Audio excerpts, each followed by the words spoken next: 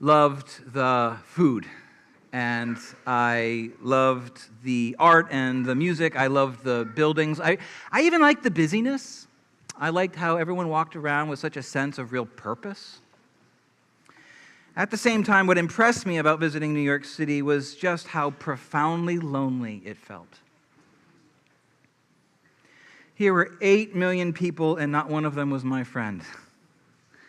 Everyone, it seemed, was sort of protected, fortified, like a force field, like an invisible wall surrounded them.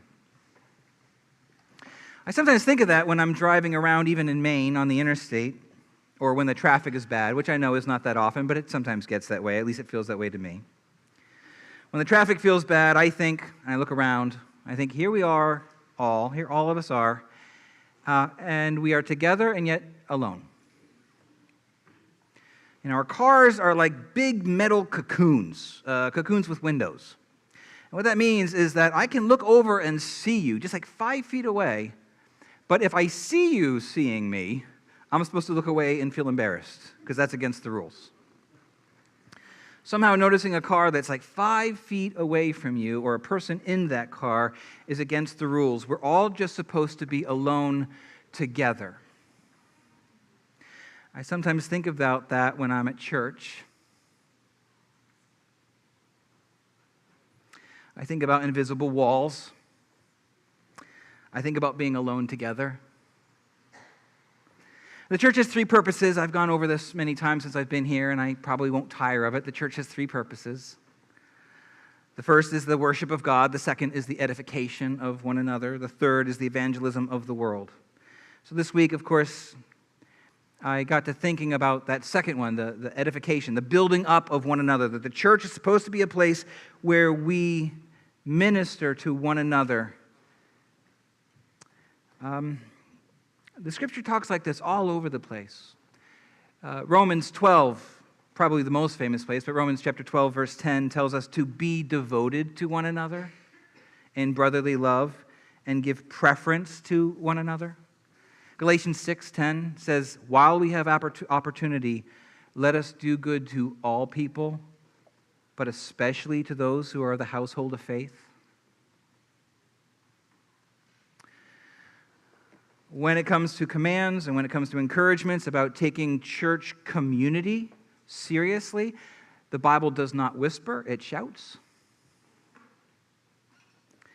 Somehow I think, though, that we're not compelled by that, at least not all of us, at least not all of the time. Some of us are. Some of us are living this very beautifully, and it's evident. But many of us are not compelled by verses like this. Somehow we feel like we can memorize them more easily than we can obey them. When it comes to other people in the church, many of us are not devoted. We're cautious. We don't give other people preference. We give them space. We don't think how we can do them good. We think how they can do us good. Or if they're not going to do us good, they can at least leave us alone. And so I got to thinking about what happens when we experience church like a New York City subway. I mean, what happens when we're together and yet alone? What happens if we do church attendance without church community? That's the question for today. What happens when we do church attendance? We show up, we do our duty, but then we do that also without community. What happens to us? Today we're in 1 Corinthians chapter 11. 1 Corinthians chapter 11, we're going to start in verse 17, and we're going to go through verse 22, just a small section this morning. 1 Corinthians chapter 11, verse 17, verses 17 through 22. Paul's really going to ask the same question, and, the answer is actually a little scary. He says that doing church without church community actually makes us worse. That is, we would like to think that going to church somehow makes us good, somehow makes us maybe a little better and a little better every week, even if we don't notice it, sort of like being on a diet or going to the gym. You don't notice it yet, but kind of you're getting better all the time. Paul here says, actually, that's not necessarily the case. if you divide yourself from others, if you put yourself with an invisible wall around you, if you have some kind of invisible force field, if you feel more and more indifferent toward people, if you use this place as a time and place to divide from other people, either very overtly or even subtly, if you do that, church attendance without church community will actually make you worse.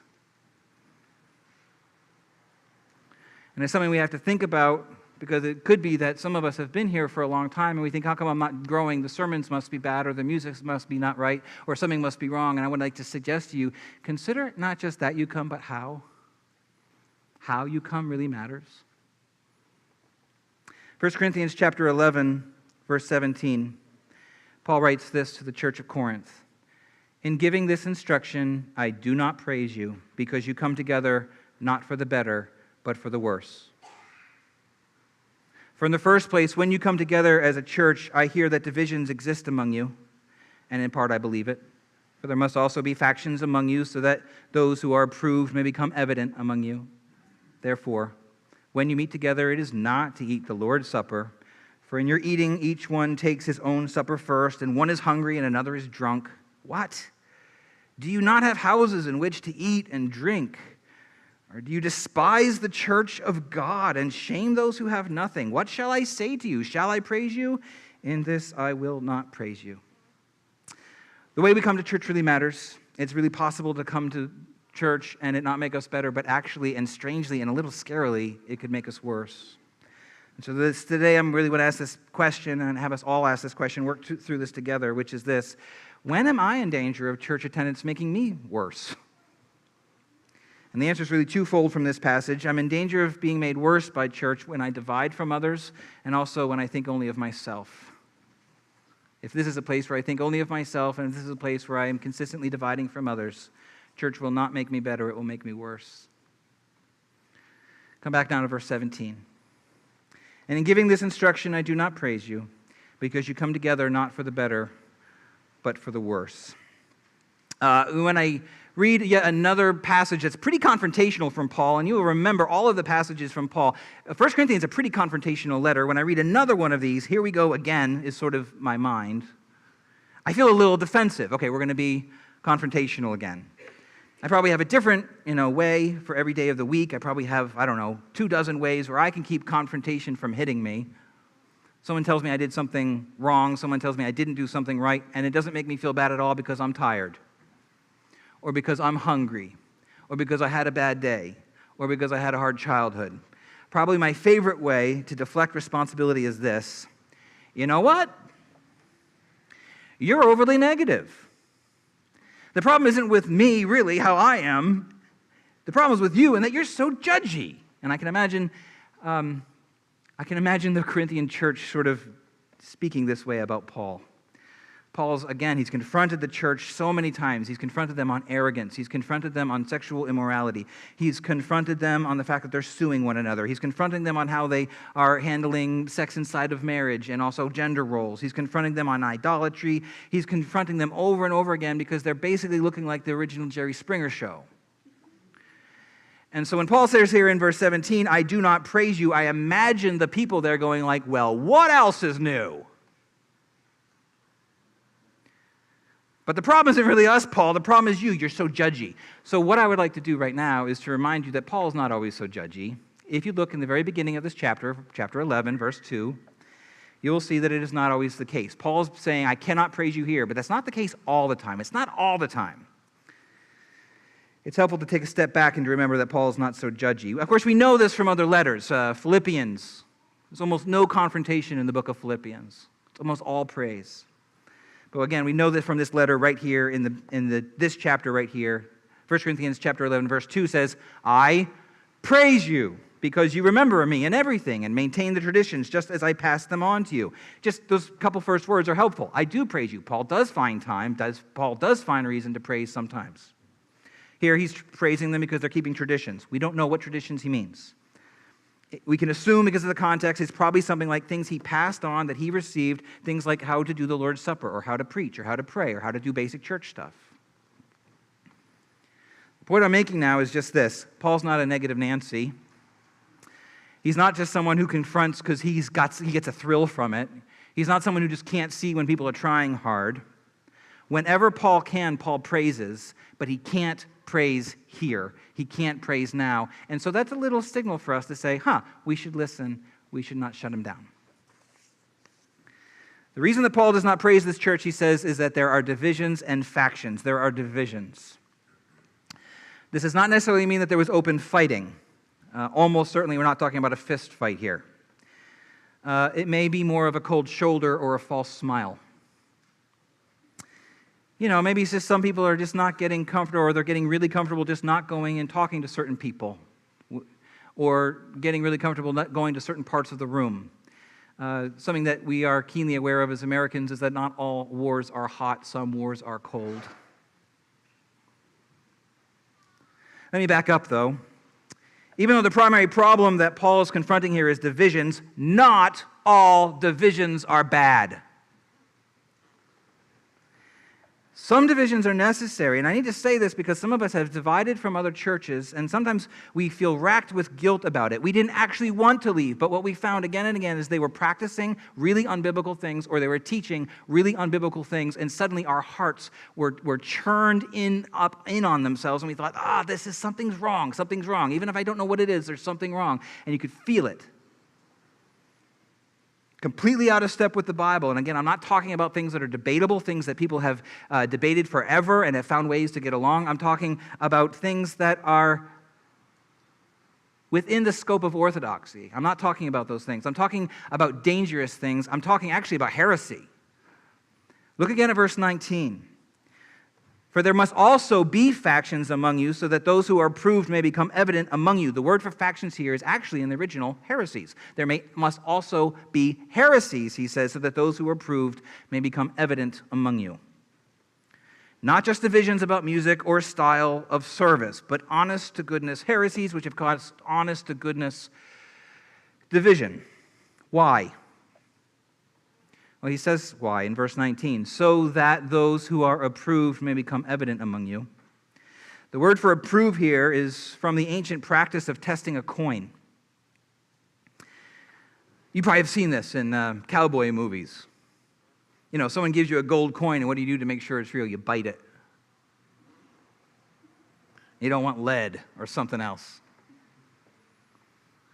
And so, in the ancient world, someone gives them a coin, they bite it, or they try to bend it. They want to make sure that it's not fake. Paul's saying that what God is doing when he allows heresy in the church is that he's testing you to make sure you're real. In other words, if you have left a church because of heresy, you have passed the test. If you have left a church because of heresy, you have passed the test. You're approved. You're real. In Matthew 24, verse 24, Jesus warned us. He said that false Christs and false prophets will arise and will show great signs and wonders so as to mislead, if possible, even the elect. Behold, I have told you in advance. Notice that he says they will come and they will try to fool you, to try to get you into their fold. Even the elect of God. Even God's chosen people. Notice also he says, if possible. What he means by that is it's not really possible. Not ultimately. Maybe for a time, maybe for a season, but not ultimately. If you are one of God's elect, God will preserve you. And one of the ways that he will preserve you is by making you uncomfortable in the presence of heresy until you feel like, we got to get out of here. If you have left a church because they were teaching or practicing heresy, please take comfort in that. That's good kind of division. It's the kind of division that you can be thankful to God for, because if you truly belong to him and if he approves of you, he will not leave you there. That's the good kind of division. Now, but of course, there's bad division. Of course, bad division is really what's on focus here in Paul. Most division is bad. It's not all division, but most is. Not all of it is about heresy. What happens in a lot of churches is that most division is about arrogance. It's about unforgiveness. It's about, how long I've been doing this with you and you never change? I'm just done with you. That impulse. Or that there's a kind of woodenness in our thinking that creeps in and we think, I got my Bible, and so it's either my way or the highway. That kind of thing happens all the time. We're doing a book for Sunday school. Tony Reinke writes this book called 12 Ways Your Phone is Changing You. And he makes an interesting observation of how the digital world is also pushing us toward more and more division. He writes this: many Christians prove themselves skilled at using social media and their phones to build relationships with people they know face to face. For them, Sundays are a sweet time to connect in person. But some of us use our phones more often to connect with people we don't regularly see in person. Thus, we might show up on Sunday and feel out of place among strangers. Have you ever wondered why it feels so natural to communicate with others online, but it feels awkward to communicate with others on Sunday morning? Have you ever asked that question? Have you ever wondered why it feels so natural to communicate with people online, and yet it feels awkward to talk with people face-to-face on a Sunday morning? Reinke says that one of the reasons for this is that social media sort of works on us to, all the time we're craving social approval. We're craving immediate approval. He points to the work of Alistair Roberts, who noticed this in his own life. It's sort of a confession. He writes this: while I have undoubtedly gained an immense amount from online relationships, I have frequently found them to be a retreat from the challenge of actual relationships with Christian neighbors with whom I differ, a temptation amplified for me by virtue of the fact that I am naturally very introverted. When you know that there's a place where everybody largely agrees with you and values you, you can develop a reluctance to go to a church where you are not so valued, understood, or appreciated. Reinke concludes this way, and I find it really challenging. Please listen to it. He says, maybe this is a key function for church attendance in the digital age. We must withdraw from our online worlds to gather as a body in the local church. We gather to be seen, to feel awkward, and perhaps to feel a little unheard and underappreciated, all on purpose. This feeling of awkwardness, this leaving the safety of the online friendships, this mingling with people we don't know or understand is incredibly valuable for our souls. Church is a place for real encounters with others. Well, the point here is really profoundly important for our unity here. It's really profound for our unity here. We live in a world that pushes us online to chase the likes. And we come into a room full of people like this, and we don't know if they're going to like us or not. And we crave them, and we feel intolerant, we feel impatient if we have to work for them, or if we have to understand, if we have to listen to other things before we get our, hit of dopamine. And what that means is that without realizing it, we are being trained to be profoundly selfish. There's really no other word for it. We don't feel selfish, but we have slowly gone more and more in toward ourselves. We focus in on the things that please us, and we ignore more and more the people we have been called to love who are here in the very room. And so we're tempted to retreat again into our happy place and to just not see the people that we've been called to listen to and to love.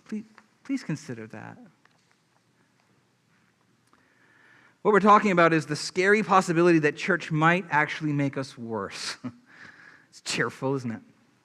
It makes us worse if we come here and we divide from other people. And it also makes us worse if we come here and we think about ourselves. We think what feeds us. We think what we're interested in. We think only about ourselves. Come to verse 20. Therefore, when you meet together, it is not to eat the Lord's Supper, for in your eating each one takes his own supper first, and one is hungry and another is drunk. What? Do you not have houses in which to eat and drink? Or do you despise the church of God and shame those who have nothing? What shall I say to you? Shall I praise you? In this I shall not praise you. In the early church, communion was done not like a little snack, how we kind of come here in line, we have a little, just physically it looks like a little snack. In the ancient church, communion was done not as a little snack, but as a whole meal. It actually looked a lot more like our potluck meal than it does our communion service. Everyone would come, they'd They'd come and they'd bring something and they'd share it with everyone. They'd eat together during the meal. And they'd take time, some time during that kind of potluck meal, they would stop and they would intentionally remember and share in the body and blood of Jesus Christ. In this way, what we can see is that the Lord's Supper is profoundly connected to the Passover meal, the Old Testament Passover meal. You'll probably remember that Jesus, on the night in which he was betrayed, he took bread and he broke it. That same night that he broke it, that's the Passover meal that they're eating. During the Passover meal, the family, what they would do in Jewish circles is that they would take and eat lamb, and they would take and eat bread and bitter herbs and various things, and there would be 4 different cups of wine. And what had happened is that the meal and the head of the house during the meal would stand up and give a prayer around that cup of wine, and it would be kind of like the prayer, but also almost like a toast. The first cup of wine was called the cup of sanctification, and they would stand up and say, Lord, thank you for separating us from Egypt. And the second cup of wine was called the cup of deliverance. Thank you, Lord, for delivering us from Egypt. The third cup of wine was called redemption, where the Lord says, with outstretched arm I will deliver you. And in the New Testament, what we see is with outstretched arm, Jesus Christ has delivered us, right? The third cup is called the cup of redemption. It's also called the cup of blessing. It's almost certainly the cup that Jesus took on the same night on which he was betrayed, the cup of blessing. The reason why we know this is in 1 Corinthians chapter 10, Paul says, is not the cup of blessing that we bless a sharing in the blood of Christ. It's not the cup of blessing. That's a proper noun. It's an actual thing. Well, this is the format of the early church for communion. It's not just a little snack. It's a whole meal. It's like a whole Passover meal kind of format. And you need to understand this, or else these verses won't really make much sense to you. Because you're like, how could they possibly get drunk over here at a communion table like this? Or how could they possibly be having entire meals? You'll be confused about that. So you need to know that it's an entire meal. The idea here is that it's very communal. The Lord's Supper is very communal. They're learning to love and to enjoy one another in the presence of God. They're learning to love and enjoy the presence of God by being in the room with one another. It's very communal. Now, this is what's supposed to be happening. What's happening here in the Church of Corinth, however? They're taking the opportunity to make this all about me. They're taking the opportunity to make this all about myself. What Paul describes here is that some apparently are getting there early. It could be that different people have different jobs, and so some are able to get there early, some people are able to get there late. I bet some of you know what that's like. Some have nothing. They're poor. Some have plenty, and they're able to bring plenty there. And what's going on here is that some are getting there early, they're starting to eat, they're starting to drink, and they're not waiting and they're not sharing. Some get there and they don't have anything to share because they don't have a whole lot, and the rich are just over there stuffing themselves, eating all the stuff, drinking all of the wine, enjoying themselves. Just picture that in a room and what that's like at church. Therefore, Paul says, when you come together, you're not eating the Lord's Supper. You may be eating your supper. You may be eating someone else's supper, but you're not eating the Lord's Supper. Why? Think about what the Lord's Supper means. The night in which he was betrayed, the night in which Jesus gives us the Lord's Supper, communion, on the night in which Passover becomes Christian, think about what he's doing. When he says, this is the cup, and he says, do this in remembrance of me, he's not thinking of himself. He's thinking of us. He's pouring out his blood like the lamb that sets us free. He does that for us. And so if I take that and I think, oh, this is all about me, then I'm doing it completely in the wrong spirit of the thing. How can this be the Lord's Supper if we're thinking only about ourselves? Some of us have been trained, and often well-meaning kind of training, but mistaken. Some of us have been trained that communion time is just about us and God. These verses tell us that that is not true. When we take communion, we're not just supposed to think about our relationship with God. We're supposed to also be thinking about our relationship with other people, especially other people here in this room. In the room. What I'm saying is that it's okay, ready? I'm saying that it's okay to come out of the cocoon and to look around when we line up. When we line up for communion, we really shouldn't look like we're stuck in a traffic jam. Communion is worship. Communion is serious. Communion is communion with God. We've talked about that many times. It's also communion with one another, both at the same time.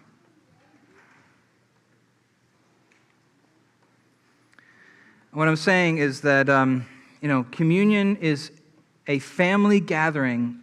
And wouldn't it be weird if you were in a family gathering where there are no smiles and where there were no handshakes and there were no hugs? You might feel like, oh, tough family. I mean it. I actually hope that this sermon will mark a kind of a little culture change. I'm not looking for big stuff, but a little culture change here. I'm hoping to actually turn this not into fun and games time to have communion like crazy people. I'm not saying that. But I am saying this, that I hope to actually be able to give us all permission to be warm and happy and friendly. I know that we have kind of a liturgical service here, and some of us have wrestled with that, and it can sometimes make us feel like, okay, it's time to be stiff. It's time to be frozen chosen. We're not allowed to have feelings now. That's not the idea. There is order. There is a kind of reverence that we hope to have in our service. There must also be warmth. And as long as we keep the two together, we'll be just fine. I hope that the love for one another in this room, especially when we take communion, would be so thick, it would be so palpable, that like non-Christians would come into the room and say, I think God's in the room.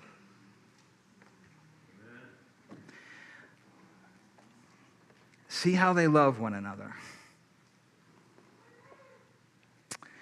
What we're talking about today is the scary possibility of church. It just might make us worse. And that is what's happening for the Corinthians. And of course, Paul is warning them away from it. Not because he's mad, not because he's a negative Nancy, because he loves them. And what we're talking about really is that we should be careful to not let that happen here, not with us. I'd like to close by giving you just a couple practical things. These aren't hard and fast rules, but there's some things that have helped me to think about and to do that kind of keep me in the room while I'm with you here. I'm going to give you a couple practical things to do and to think about. Things that I find helpful to, tear down the invisible wall. Number one, consider turning off your cell phone before you come into the building. Not just silencing it so you don't disturb others with all the busy stuff you're doing, but actually to just completely turn it off so that you can focus. That let this be a time and a place that you intentionally focus on the people here and now. Like not all the people in your contacts and not all the people in the world, but actually the people here in the room. Just consider it. Number two, have other people over for dinner. I'm going to sound like a broken record, right? Start with the ones who seem to you that you probably like the least. Who feel like I have the least amount in common with them. It is surprising when we get in the room and we actually see one another and look at one another instead of just thinking about our own thoughts from far away. When we actually get in the room, we're like, okay, you're like me in a lot of ways, a lot more ways than I thought. And tell them you're going to serve them spaghetti or something very simple. Grilled cheese is fine. Why? The point is not your cooking, the point is love. Number three, learn to confront and learn also to forgive. Not just to confront, but also forgive. Not just to forgive, but also to confront. We called this last year when we were in the middle of Sunday school. We talked about being a peacemaker rather than being a peace faker or a peace breaker. Learn to confront and also to forgive. One enemy of community is pretending, we've already got it, we're fine, just nobody kicked the bear. Pretense is an enemy of community. Consider coming to potluck after the service. I know a lot of us can't come all the time. Try coming once a month. Some of us have never even given it a second thought because we think that's something weird. It's not that weird. We just talked about how a lot of the early church, this is pretty much what they did all the time. Try to come maybe once a month.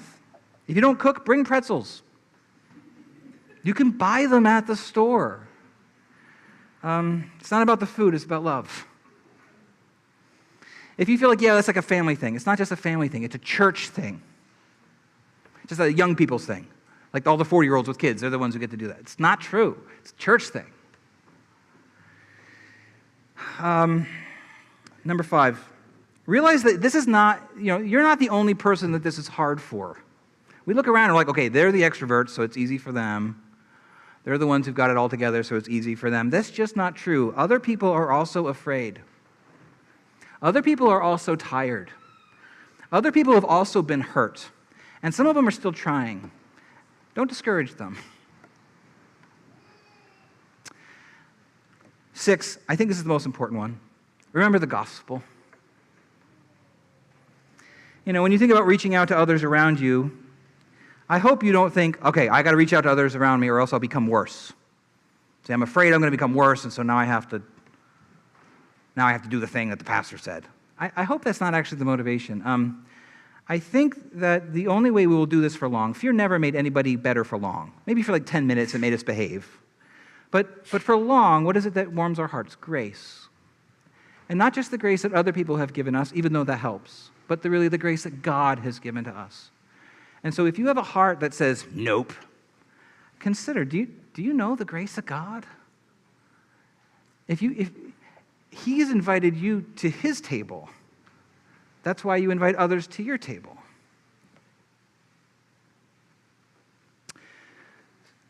Seven, realize that what we're doing here is not neutral. Truly, church will either make us more and more selfish or less and less selfish. Some of us know that. We kind of feel like I'm not renewed. I'm not transformed by the renewing of my mind. I'm getting deformed by seeing all these weird people every week. We can feel like that. And frankly, it's a real experience because it's a real reality. It's possible that we could get deformed here. It's possible. We need to at least consider that. And you need to consider at that point how we come. Just realize that it's not neutral. The reason that we are doing this is that we would grow more and more into the image of Jesus Christ. And again, so if you've been here, 5 years, or if you've been anywhere for 5 years and you feel like you're not growing, you're shrinking, something really is wrong. And I would really invite you to consider how it is that you're coming here. Number 8, and this is last. Picture with me even now, and I even invite you to do this in your devotions or even on the ride home. Picture what we would look like in 5 years if we all dedicate ourselves, not just to church attendance, but to real church community.